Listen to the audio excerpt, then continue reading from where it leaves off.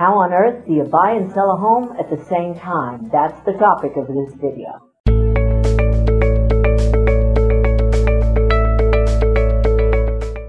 Hi, I'm Cathy Naiser with the Naiser Real Estate Group here at Keller in San Antonio. Thanks so much for visiting our video blog.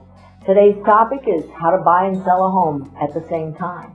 Before we get to our video, I'd like to draw your attention to 3 links to the side. If you're considering buying a home, click the link that says search all properties available in the multiple listing service. If you're considering selling a home, click the link that says get a free home value estimate. If you're interested in a career in real estate, click the link that says I'd like more information about a career in real estate. Now back to our topic. Buying and selling a home at the same time is a practice that has been done in the past many times. With the change of the mortgage laws October 4th in 2015, the TRID laws came into effect, and that has made it even more difficult to buy and sell a home at the same time. It takes some very serious navigating, but it can still be done. Now, if you're selling your home and you're buying from a builder, very often those transactions can happen at the same time, sometimes even on the same day. And builders will often let you out of the sale if for some reason your home sale falls through. Now, if you're selling a home and you're buying a pre-owned home, that's a little bit more tricky. If you try to absolutely overlap those sales and something happens on the sale of your home, you're still stuck buying the other home. And unless you're okay with having 2 homes, that's not a good thing. So how do you do it?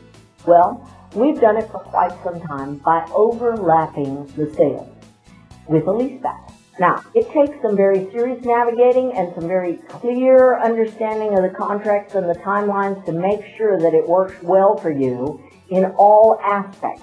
But if you sell your home and you lease back the home after the sale from the buyer, then at a certain period of time when it's strategically correct, you can go under contract on another home, have it closed while you're leasing back, and then you can move out of the house and you never have to move twice. Now, the difficulties is that many sellers aren't wanting to sell with what's called a contingent contract, meaning if my home sale falls through, I can get out of your purchasing your house. So there are some very tricky things that you have to line up so that that's not a problem in the offer. The second thing that can happen is when you're leasing back from the buyer, you pay rent to the buyer. You pay it at closing for the amount of days that you're going to lease back. And it's usually based on the buyer's mortgage rate. Now, in addition to the mortgage or to the lease back rent, you also pay the buyer a deposit. Now, that deposit functions just like a deposit on any rental. If you move out and keep the property in good condition, you're supposed to get the deposit back unless the landlord can prove that you damaged the property. The problem is, sometimes buyers aren't given the money back. So you need to work with a realtor who not only knows about lining those things up perfectly so that you're protected, but also has some systems in place so that you have the best chance of getting your money back at the end of the transaction and the buyer doesn't just keep it. We do those things for our sellers all the time.